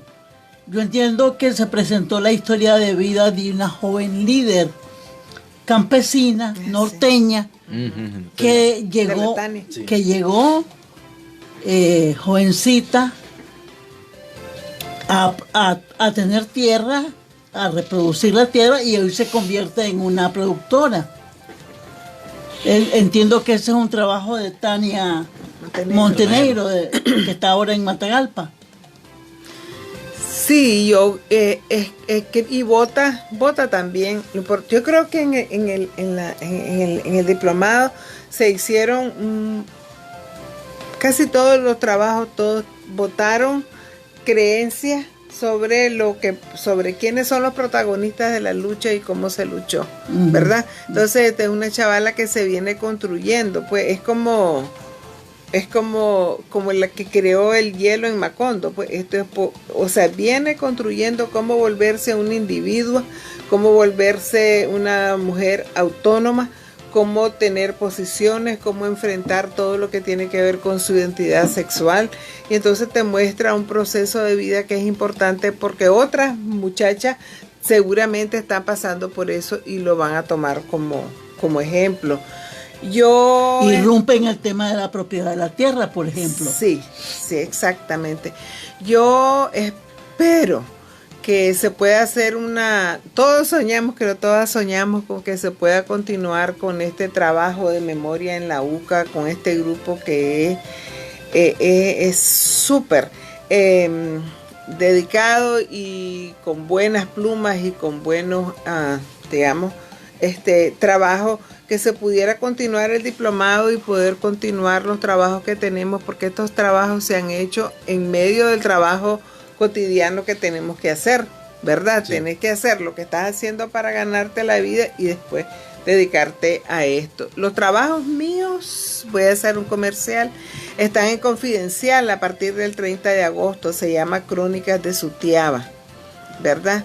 Y ¿lo vas a presentar públicamente? No, ya están, ¿cómo se llama? Confidencial lo publicó 30 de agosto, 1 y 2 de septiembre. Voy a seguir, tengo pendiente trabajar sobre una cosa interesante, cómo le dieron la espalda a las iglesias evangélicas a la gente. Fíjate que las madres de Sutiaba y la mayor parte de mujeres, la otra cosa es que son las mujeres, porque como hay tanto riesgo para los hombres, las que salen a eso, como a llorar a los muertos, son las mujeres, porque los hombres no pueden ir, porque la mamá, vamos a hacer la misa, pero le prohibieron a los chavalos que fueran, y son evangélicas, y donde han encontrado refugio es en la iglesia católica, y cómo la espiritualidad le ha servido a la gente para mantener el espíritu en alto frente a toda esta nube de represión y de oscuridad y de miedo que nos quieren meter, y cómo la espiritualidad les ha ayudado, y qué les importa que sean evangélicas. Si yo quiero honrar la memoria de mi hijo y la iglesia evangélica está enfrente, pero le vale, entonces vamos a lo católico todo. Es muy elástico la cuestión religiosa, pero muy importante. Pero fíjate, tengo un mensaje de Violeta Delgado Sarmiento, quien dice: gracias por este programa, las tres voces muy potentes y lúcidas, les abrazo. El gran reto es escribir la historia mientras la construís. Yo quiero comentarles que el tema de la memoria también nos ha hecho replantearnos varias cosas durante el diplomado de cara al futuro que se le viene a este país. Prácticamente concluimos todo en que es necesario hacer memoria, pero también replantearnos varias cosas que se están haciendo desde ya durante esta resurrección cívica y que se habla mucho. Por ejemplo, aquí hay gente que no quiere saber más del Frente Sandinista, pero se tiene que saber más, se tiene que reconstruir una memoria del Frente Sandinista para decirle al otro, a los que vienen, esto pasó, esto así, esto hicieron. E incluso darle voz al que militó en el Frente Sandinista. ¿Por qué no? A mí, por ejemplo, me encantaría hacer un trabajo sobre la operación limpieza, pero desde la perspectiva del paramilitar. Es decir, qué orden recibieron, cómo fue que se armaron, todos esos detalles me parecen curiosos y ayudan de alguna manera a revelar la verdad de lo que hay detrás. O a entender los homicidios, los femicidios que hicieron. Otra cosa que se habla mucho, hay que un aspecto de territorialidad y de la disputa de esa memoria que se mantiene constantemente, que lo hablábamos constantemente durante la sesión del diplomado, que era que todo el mundo quiere ver ya fuera esos Chayopalos, fuera el Hugo Chávez, fuera el no sé qué. A mí me parece, personalmente, y siempre lo defendí, que se debe conservar esos monumentos que, si bien son de esta administración, se deben conservar, porque una manera de decirle al ciudadano: acordate que eso está ahí y por qué está ahí. Tal vez puedes moverlo del lugar, puedes meterlo en un museo. A mí me parece que el Chipote Viejo es un excelente lugar para hacer un museo. No sé, a mí me gustaría entrar ahí, pues yo soy joven, pues me gustaría entrar a esa celda, ver lo que pasaron cada uno de los reos, tanto políticos como comunes, el tipo de torturas que recibieron. Tal vez no entrar en detalles por una cuestión Acuérdate que vas a agarrar varias décadas con este tema del Chipote. Es correcto. Desde el tiempo de Somoza. Es correcto. Y hay archivos también que serían interesantes develar. Es decir, aquí hay un trabajo grande que se tiene que hacer, que le va a tocar a nosotros realmente, los comunicadores, los investigadores, antropólogos, etcétera, y todo aquel que esté interesado en memoria. Yo creo que el tema de la memoria no es solamente también para los comunicadores o periodistas. El ciudadano común y corriente, el que anda en la calle, en el taxi, en el bus, que se está montando ahorita en la 110, necesita saber y hacer memoria, porque el país necesita sanar estas heridas abiertas que viene acarreando desde hace décadas. Gracias, Hans. Gracias, Silvia. En Onda Local también hemos querido aportar un granito de arena, como vos señalás, y hemos organizado 3 series radiofónicas. Una que tiene que ver con las mujeres, sus derechos, sus reivindicaciones, históricamente hablando.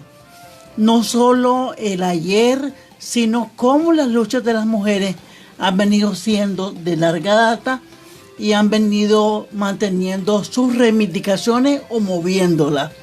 Hoy vamos a escuchar el último capítulo de 5 en que está organizado este trabajo, que lo hicieron Fran Hooker y Reina Vallecillo.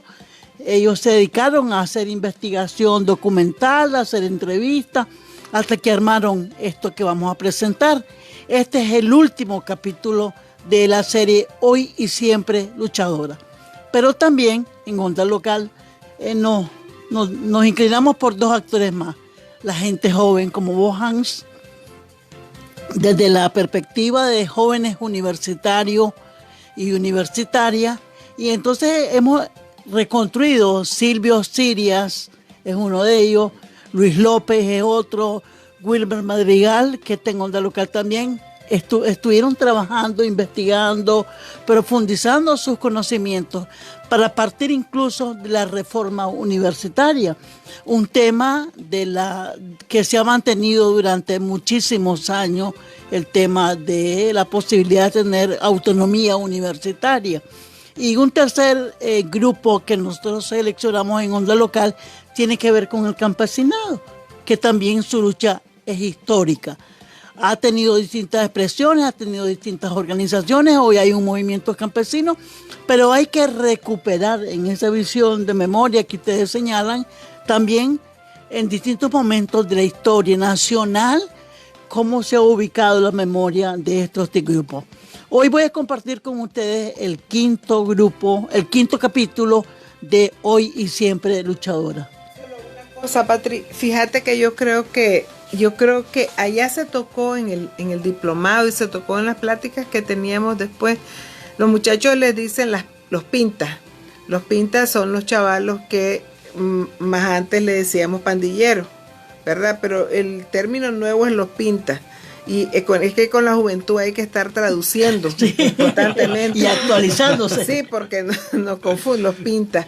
Y lo que pasa, en esta sublevación, esta rebelión, lo que ha habido, un gran apoyo de esa población, porque a esa población, así como los reos comunes en la cárcel, han sido maltratados, humillados, explotados, usados. Acordate que los usaban antes de abril, iban a traer a los chavalos pintas, ¿verdad?, para que vinieran a desbaratar las manifestaciones. Esta vez, así como los estudiantes, los chavalos dijeron, nada, no vamos. Y en realidad, yo conozco chavalas, veo y lo que escriben chavalas en Twitter sobre los pintas y los aman porque les salvaron la vida. O sea, chavalas que antes tenían miedo de ver a un muchacho tatuado y todo lo demás, le dijeron, venite chavala conmigo, por ahí no te vayas, venite por este lado, y tuvieron que creer y lo salvaron. O sea, ahí hay una población que fue marginada, que fue estigmatizada y que tuvo, según lo que yo he escuchado, un gran papel en esta lucha. Y me encantaría meterlo. Por ejemplo, los chavalos de allá, pues, por ejemplo, pues, los que tienen otras canciones de rap y todas esas cosas, que están catalogados como pintas, pero yo creo que a esos tenemos que resignificarlo, pues, como Black is Beautiful, pues, las pintas son, pues, azul y blanco, pues. Vamos a tomarlo en cuenta acá en Onda Local, Silvia, ese enfoque que vos nos aportás, el trabajo de la memoria para nosotros en Onda Local no termina aquí, hay que continuarlo. Creemos que en lo que queda del 2019 y probablemente en el 2020 todavía, como Hans ha señalado, tenemos que trabajar en este tema de la memoria. Masa Hans David nos escribe desde Puerto Cabeza, dice, estamos en línea, saludos de Bilwi, Puerto Cabeza. Saludos a Bilwi, todo el Caribe. Se llama Hans como vos. Bueno, vamos a escuchar este 5º capítulo de la serie Hoy y Siempre Luchadoras. La historia oficial es usualmente la historia de los vencedores, ¿verdad? Y las mujeres nunca han estado en ese grupo. Y creo que el problema de esa omisión pues tiene que ver con las clavijas patriarcales que hay en la cabeza, ¿verdad?, de quienes detentan el poder. Hoy y Siempre Luchadoras, serie radiofónica de las memorias colectivas de las nicaragüenses y sus luchas políticas y sociales. Las mujeres de mi tierra tienen tanto que decir, tienen la mirada firme y un mundo por construir. Una producción de Onda Local. En pie de lucha contra Ortega y Murillo.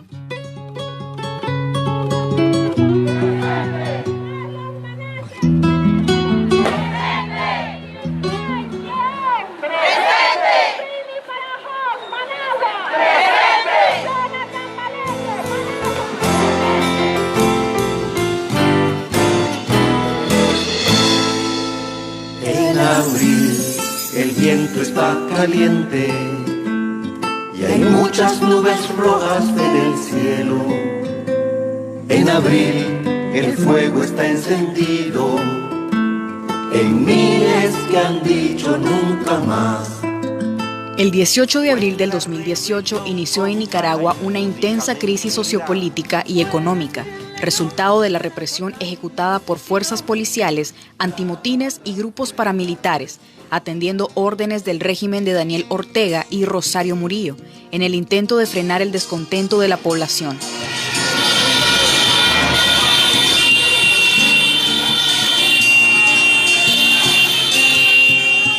Loti Cunningham, abogada y fundadora del Centro por la Justicia y Derechos Humanos de la Costa Atlántica de Nicaragua, comparte su visión acerca de los principales derechos violentados en la última década en la costa caribe. Se ha deteriorado enormemente la institucionalidad de la autonomía. No hemos tenido avance.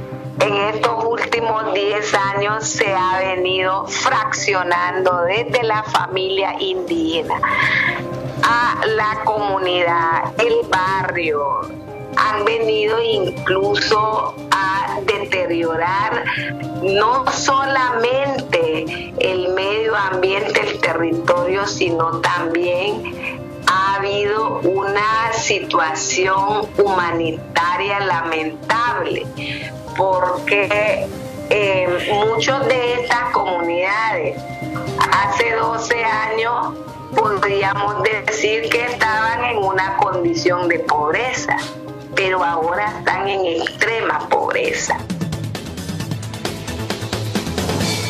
Las feministas han rechazado los abusos de poder del régimen Ortega Murillo. Leonila Argüello, feminista, psicóloga y comunicadora social del colectivo de mujeres de Matagalpa, detalla: hemos estado con una postura muy clara en la defensa de los derechos de las mujeres en primer lugar, de la niñez y la adolescencia, y criticando aquellas conductas o comportamientos que no van acorde ni con las propuestas ni con las políticas públicas de igualdad de derechos para todas las personas, ni acorde con las exigencias y demandas de la misma gente.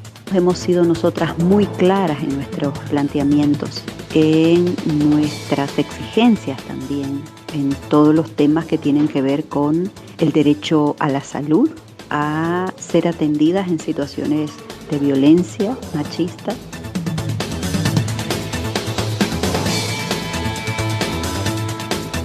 Azalia Solís, del Movimiento Autónomo de Mujeres y de la Alianza Cívica por la Justicia y la Democracia, coincide con Leonila y señala el papel de las mujeres y feministas en un contexto muy hostil. Las mujeres de Nicaragua han estado en primera fila durante 12 años, no solamente en este último año. Durante 12 años las mujeres han estado en las calles, han demandado justicia, han demandado leyes, han demandado compromisos, han demandado cambios profundos. Esta aseveración la comparte Marta María Blandón, feminista y defensora de derechos sexuales y reproductivos. Las primeras marchas que fueron reprimidas y atacadas por la policía son las marchas de las mujeres. Y sin embargo, a pesar de eso, el movimiento de mujeres nunca dejó de manifestarse a nivel nacional y a nivel internacional, denunciando el incumplimiento de los distintos gobiernos, incluyendo el gobierno de Daniel Ortega, en la defensa y garantía de los derechos de las mujeres. Y es así que el movimiento se integra a otras luchas, a la lucha por los derechos humanos, la lucha de los movimientos LGBTI, también ha tenido un rol protagónico en los tranques, en atención a la salud, en la demanda, en la denuncia, en la documentación de todas las violaciones de derechos humanos que sufrieron hombres y mujeres en la crisis que inició el 18 de abril. Ahorita, líderes feministas en distintos estratos de la propuesta de construcción de una nueva Nicaragua dentro de la UNAV, dentro de la Alianza.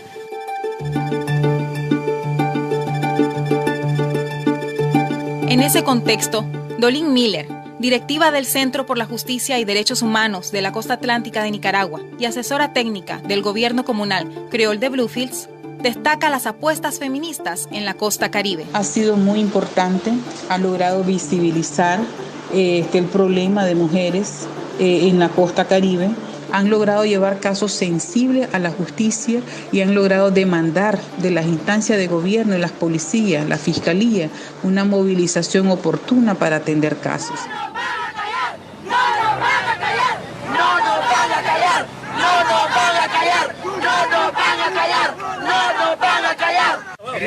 Nos tienen miedo porque no tenemos miedo.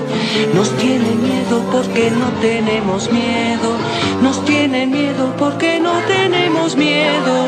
Nos tienen miedo porque no tenemos miedo. Así como ocurrió en la lucha por derrocar a la dictadura somocista, en el actual escenario de crisis, la participación de las nicaragüenses ha tomado diversas formas. De ello habla la socióloga Violeta Granera, de la Unidad Nacional Azul y Blanco. Han sido increíblemente comprometidas con la libertad de Nicaragua. Y no desde abril, sino del año pasado, sino desde siempre. La mayoría de las organizaciones, de las iniciativas por mejorar la situación de Nicaragua en términos de la democracia, y los derechos humanos han sido lideradas por mujeres. Hemos estado lado a lado con todos los hombres que también han tenido un aporte valioso, pero no podemos dejar de decir, sin querer menospreciar otros esfuerzos, que es sobresaliente el rol que ha tenido la mujer siempre en la historia de Nicaragua, aunque se haya invisibilizado bastante en épocas anteriores.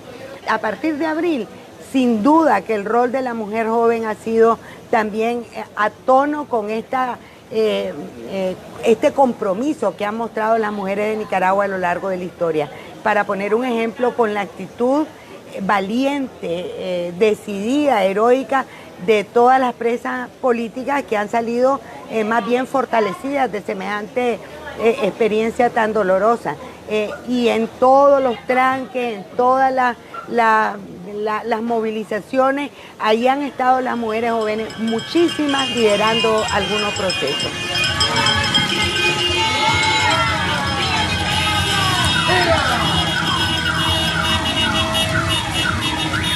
Yaritza Rostrán, líder universitaria y expresa política, y Xiomara Ibarra, coordinadora de jóvenes luchadoras en Bluefields, amplían. La participación de las mujeres ha sido realmente importante porque sienta las bases de un nuevo liderazgo, pues no el liderazgo tradicional que ha sido muy machista, muy clasista, excluyente.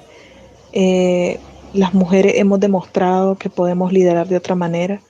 Y eso ha sido evidente, pues, incluso en las tomas de las universidades o en los tranques se vio que la participación de las mujeres generó una lucha diferente a la que estábamos acostumbrados.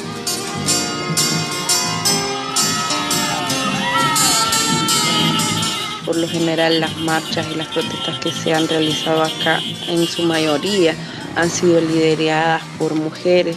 De hecho, en el movimiento costeño autoconvocado, gran parte del grupo somos mujeres. Vamos andando, no claudiquemos que arrebata el destello de esperanza, nuestra sangre derramada, las heridas, cada puño, que han vencido cada lágrima. ¿Ha afectado a las mujeres y sus familias la crisis que detonó en abril del 2018? Amaya Coppens, líder del movimiento 19 de abril de León y expresa política, señala: el régimen Ortega Murillo ha afectado absolutamente a todas las familias nicaragüenses de una manera u otra. En lo personal, pues yo estuve detenida por 9 meses, secuestrada ilegalmente. De igual manera mis dos hermanos tuvieron que refugiarse, tuvieron que exiliarse de este país. Ambos recibieron pues amenazas y estando yo presa era cosa constante que me amenazaran con arrestarlos a ellos. Uno de ellos es menor de edad. Realmente ha sido pues un tiempo bastante difícil. Toda la familia estuvo separada pues por mucho tiempo todavía. No nos reunimos todos. Yaritza Rostrán también comparte los daños que genera vivir la represión. Yo no he podido volver a mi casa, siempre he tratado de mantenerme alejada para que no se vulnere mi casa, para que no lleguen a asediar, para que no hayan conflictos. Mi mamá vive solo con mis 2 hermanas, es una mujer humilde, mis hermanas son pequeñas. Y ha sido difícil el estar lejos de ellas, pues. Y lo peor de todo ha sido estar encarcelada, que nos mantuvo tan lejos 7 meses, verlas cada 21 días y todas las afectaciones psicológicas, ¿no?, que uno pasa en este tipo de situaciones. Y mi familia también ha tenido afectaciones psicológicas por eso.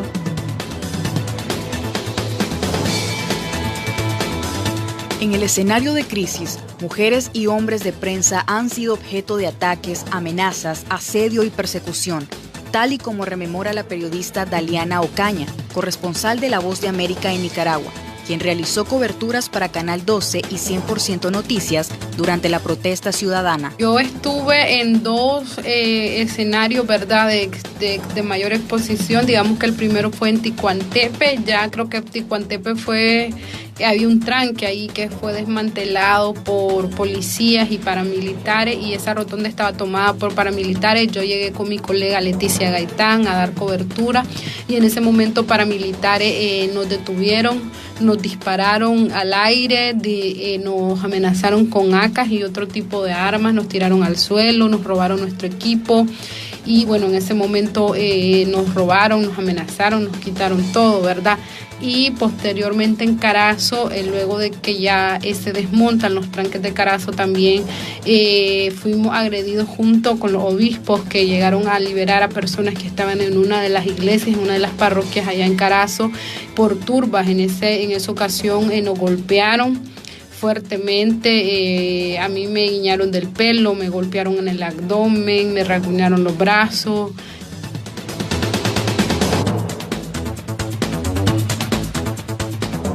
Leonila Argüello manifiesta que la rabia, la impotencia y el dolor han sido emociones colectivas. Ver a nuestras hermanas y a nuestras compañeras arrastradas por hombres armados y militares, eso te desgarra. Eso de verdad es como morirte. Ver a tus hermanas como son. Nosotras, por ejemplo, de la región, cuando vimos el ataque que hicieron a las feministas en Managua, eso para nosotras fue desgarrador. Nosotras lo sentimos en carne y en piel propia. Esa rabia, esa impotencia, ese dolor. Hemos y seguimos viviendo las persecuciones, los desalojos de nuestros lugares, como las compañeras de Nueva Segovia. El centro de ahí de Castillo, que sigue siendo sitiado por militares. CISA es una organización también feminista y dirigida por una feminista. Está cerrada y la compañera expulsada. Entonces son los precios que hemos tenido que ir pagando por alzar la voz y por defender y defendernos.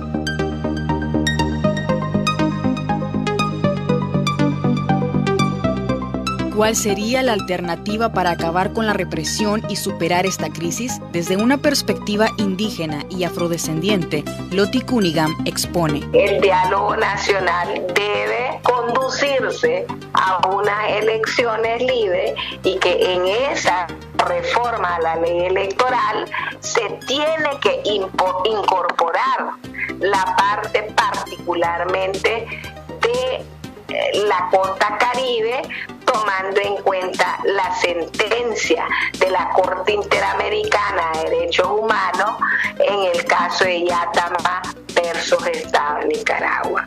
Algunas comunidades han opinado que debe de haber un diálogo para establecer un mecanismo de implementar la etapa de saneamiento. Sin embargo, el Estado ha venido cerrando espacios, únicamente ha establecido diálogo con funcionarios que trabajan al Estado, pero para nosotros ellos no nos representan. Azalia Solís y Violeta Granera agregan. Es importante que podamos restablecer la movilización nacional y también el respaldo internacional, no solamente con declaraciones, sino con decisiones que obliguen a este gobierno a negociar en serio y a cumplir con lo que se compromete.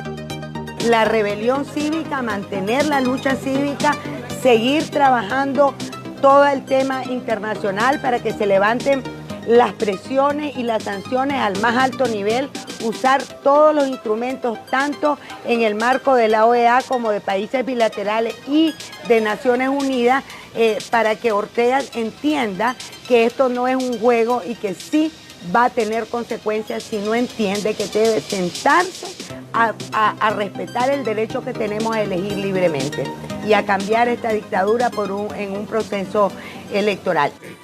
Con su fuerza se levanta, porque somos más y marchamos dignos, con las manos agrietadas de dolor, sobrevive la palabra y el camino, porque sos Nicaragua, la guerrera del amor.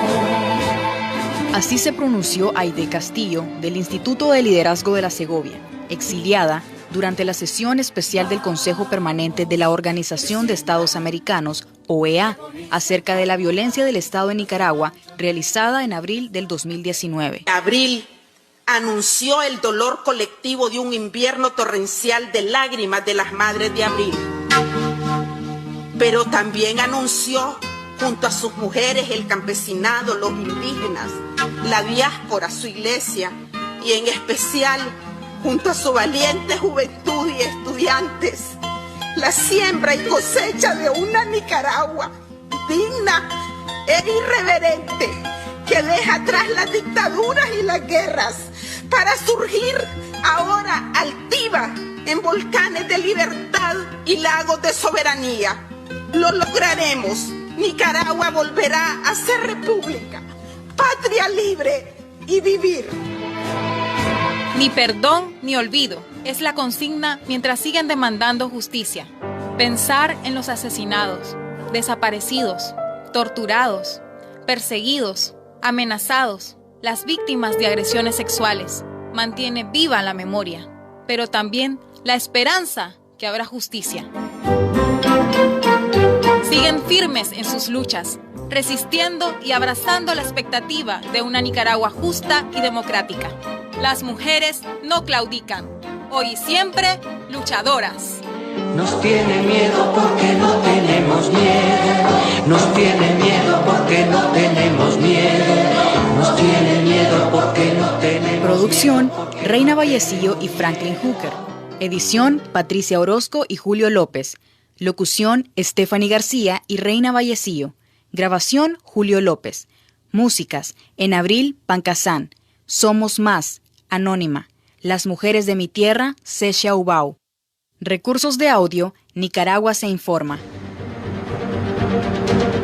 La historia oficial es usualmente la historia de los vencedores, ¿verdad? Y las mujeres nunca han estado en ese grupo.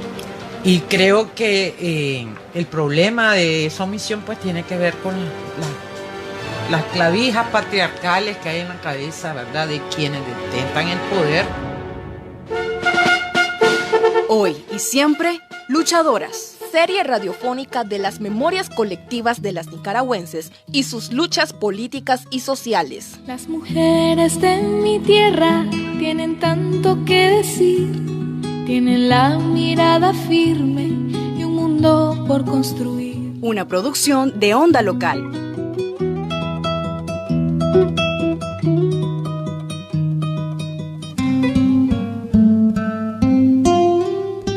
Porque la principal característica de la autonomía universitaria es la cero injerencia de un partido político.